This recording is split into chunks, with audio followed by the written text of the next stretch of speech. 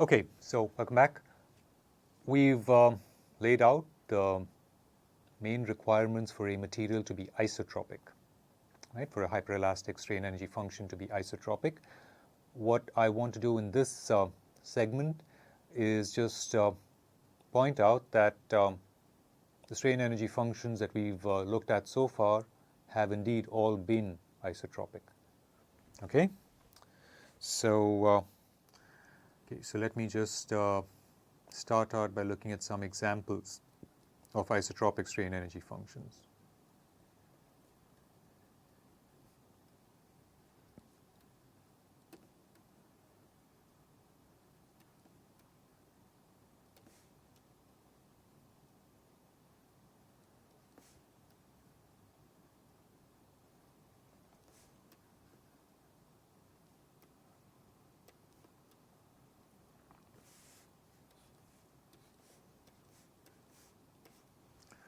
Okay, so the first one, like I said, everything that we've looked at so far has indeed been isotropic. So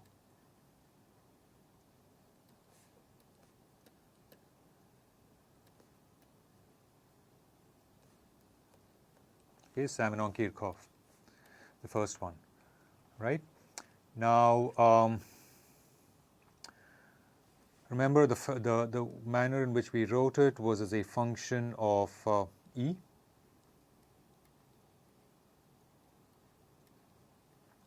And we wrote this as 1/2 lambda. If I recall correctly, it was trace E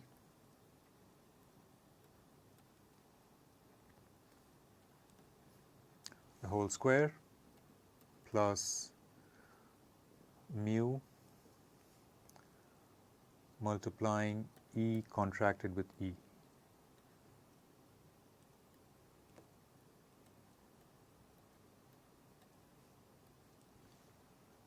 All right. Now, let's just try to write this in terms of the principal invariance of C. Okay. Or let's do something even better. Let's first of all observe that if we can demonstrate that this strain energy function can be written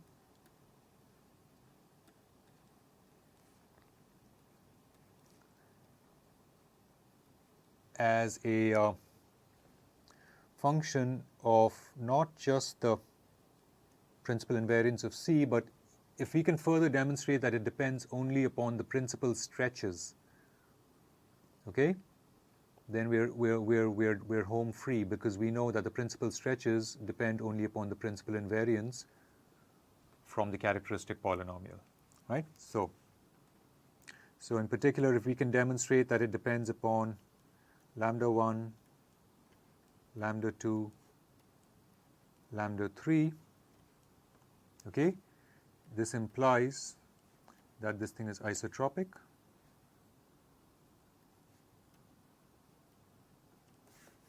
Okay, because how do we get the lambdas, right? In order to get the lambdas, we solve this characteristic polynomial, okay? Lambda square cube minus lambda square the whole square trace of C, or well, instead of trace of C, let me just use the shorthand notation and call it the first invariant of C. Okay, plus lambda square times the second invariant of C minus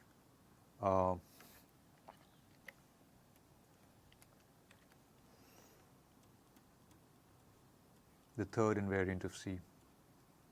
Okay.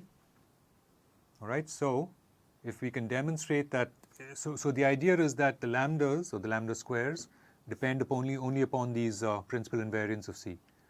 Okay. So if we have a strain energy function that depends only upon the lambdas, clearly it depends only upon the principal invariants of C. Okay. And therefore it is isotropic. Okay. So that's what we're going to set out to do. It's not at all difficult, because we observe that trace of E is trace of 1/2 of C minus the isotropic tensor. Okay. All right. So, but then this is 1/2 trace of C minus 1/2 trace of the isotropic tensor, which is 3. Okay. So trace of E depends only upon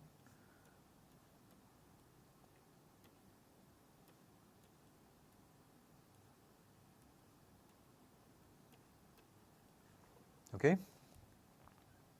All right. And of course, the trace of E is 1/2 lambda 1 square plus lambda 2 square plus lambda 3 square. Okay. The trace of E depends only upon the stretches, right? Of course, we demonstrated it through the first principal invariant of C, but let's see what we need to do for the next term now, this one. Okay, so that is E contracted with E, okay, which is 1/2 C minus isotropic tensor contracted with itself.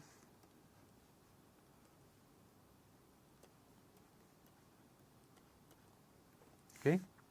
Now, we get 1/4 of C contracted with C.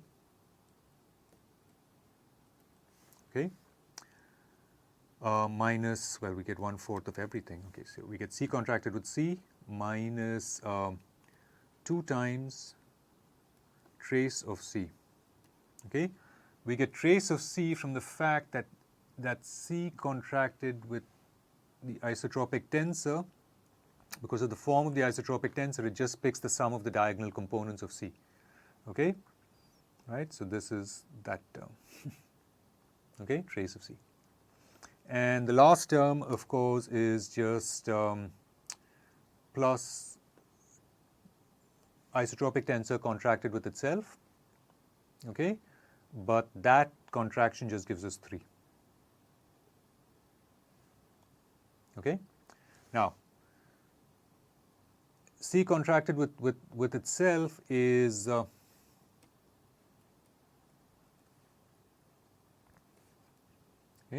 C contracted with itself is lambda 1 square, which is the first, it's the first principal stretch, square plus lambda 2 square, which is the second principal stretch, square plus lambda 3 square, which is the third principal stretch of C, square.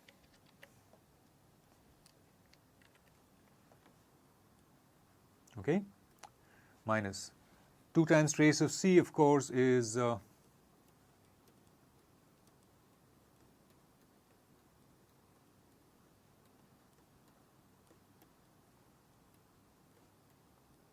okay, plus 3. So what we observe is that for the Simonon-Kirchhoff model, psi hat of E,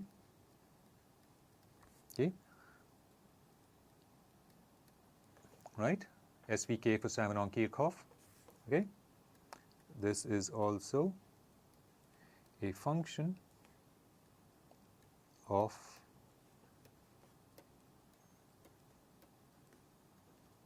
these principal stretches only.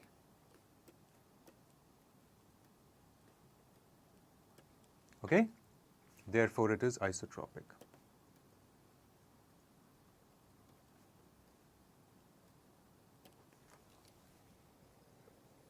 Okay? All right. So that's one example. If we consider the second example that we looked at, which was the if we look at the compressible neo-Hookean, sorry,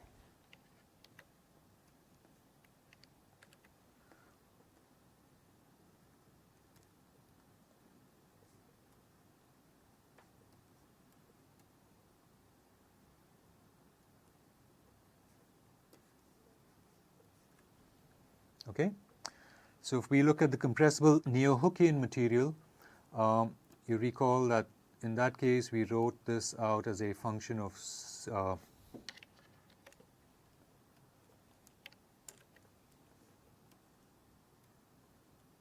C, and if I recall correctly, we made it 1/4 lambda, and this lambda now is the Lamé parameter. We made it depend upon determinant of C minus 1 minus 1/2 lambda divided by 2 plus mu natural log of determinant C plus 1/2 mu determinant of C minus 3. Sorry, not determinant of C, it's trace of C.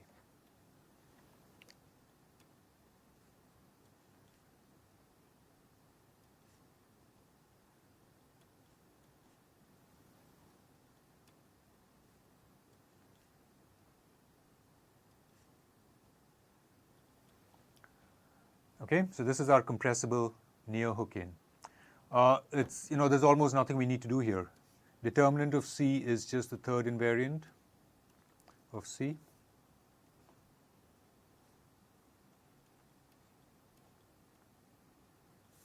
Right, and trace of C is the first invariant of C. Okay, and so we observe that CNH for compressible neo-Hookean is also I confess now I forgot. All right, it's double tilde.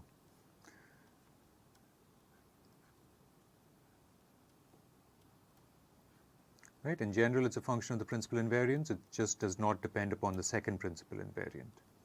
Right? And as a third example, when we look at our quadratic logarithmic model,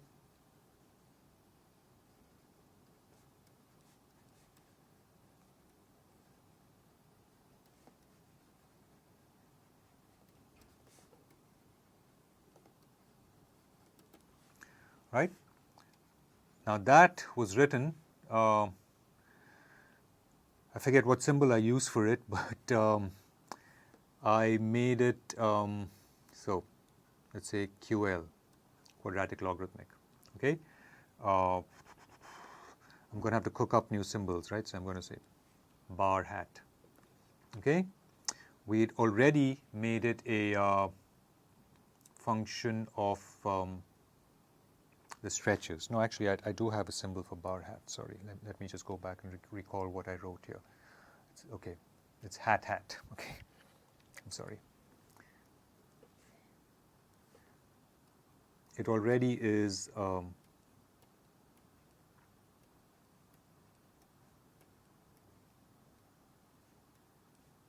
It's a function. We can think of it as a function of the squares of the stretches, but we originally wrote it actually as just depending upon the stretches themselves. But again, this was the form that we had. Lamé parameter multiplying log of lambda 1 plus log of lambda 2 plus log of lambda 3 square plus mu multiplied by log lambda 1 square plus log lambda 2 square plus log lambda 3 square. Okay? All right. I've written it as in the parameterization I've made it squares of the principal stretches, but I'm sure you can work that out. Okay. So these are all isotropic. Okay.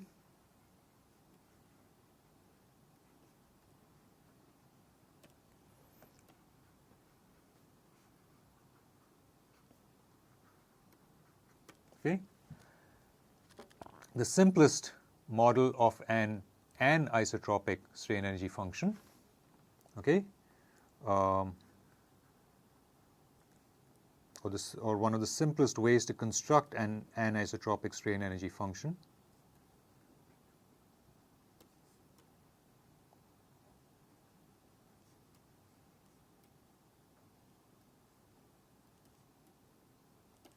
okay, is to do the following.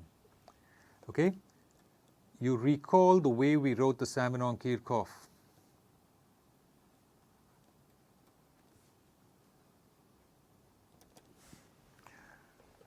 I'm pretty certain I demonstrated for us that psi hat of E for Simonon-Kirchhoff has the following form. Okay, 1/2 E contracted with the constant material elasticity tensor that emerges for the Simonon-Kirchhoff model. Okay, and that material elasticity tensor is this one.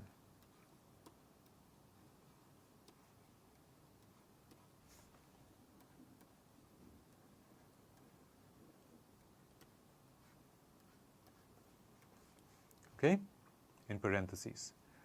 So remember, this is the second order isotropic tensor, and that is the fourth order symmetric identity. Okay, this contracted with E again. This is Simonon-Kirchhoff for isotropy. For an anisotropic strain energy function, what one can write the simplest quadratic model in terms of E. Okay. Okay, is to write it as 1/2 E contracted with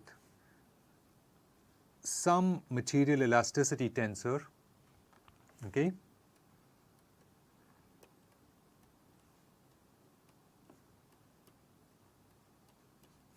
okay, where this is not equal to that.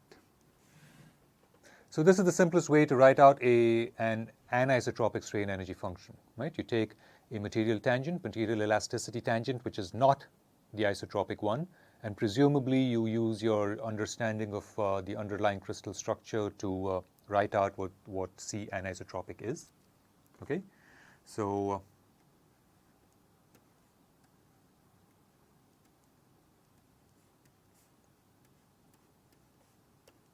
right, it's not the isotropic one.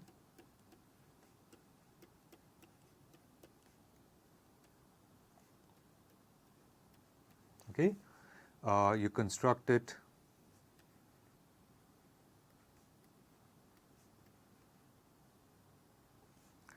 so if you're working with crystals, you would construct it from your knowledge of the underlying symmetry of the crystals, and that's an entire subject in itself.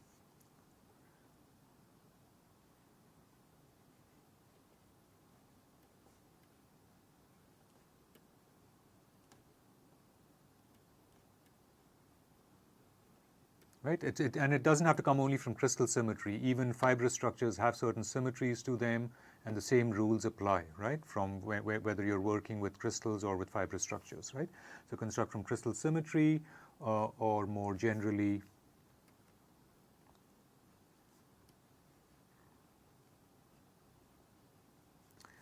from a mathematical discipline called group theory.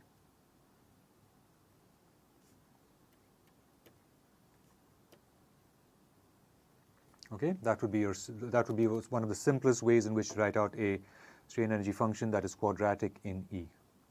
Okay, and one can also use group symmetry to directly write psi hat of E, not necessarily quadratic, but whatever order that you want.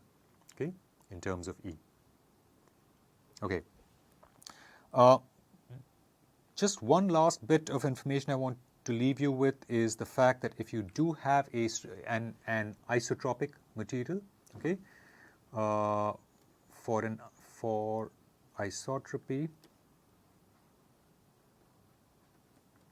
Okay. Remember all our relations between the different stress measures. Okay. Okay. In particular, remember the one for tau.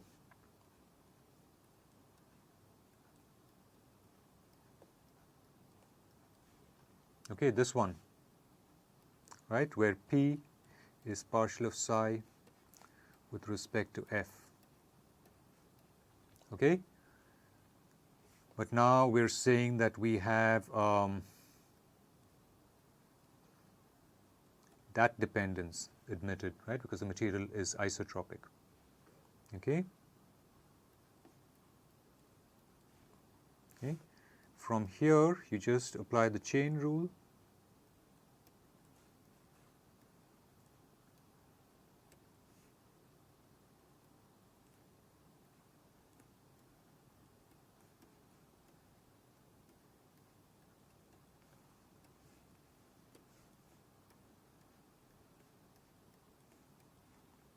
Okay? You apply this, and one can essentially show that you get two relations. Okay? You get that this is twice of this derivative.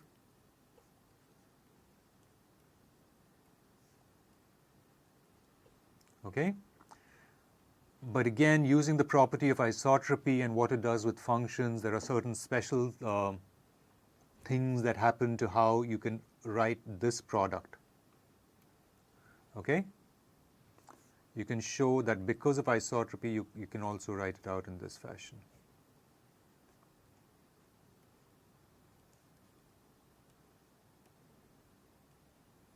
Okay?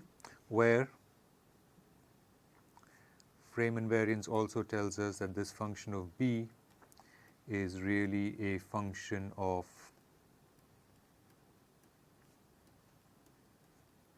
the principal invariance of B.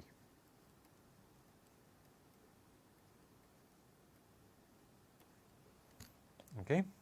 Just one last relation. And it's not very difficult to do this from by observing this from coordinate. Go into coordinate notation to do this calculation. And also use isotropy. There are certain properties of isotropic functions that come about from that one can use here. Okay? All right, we'll stop here. At this point, we're done with our basic study of constitutive relations. When we come back for our next unit, actually, we are going to look at a particular boundary value problem in the context of nonlinear elasticity.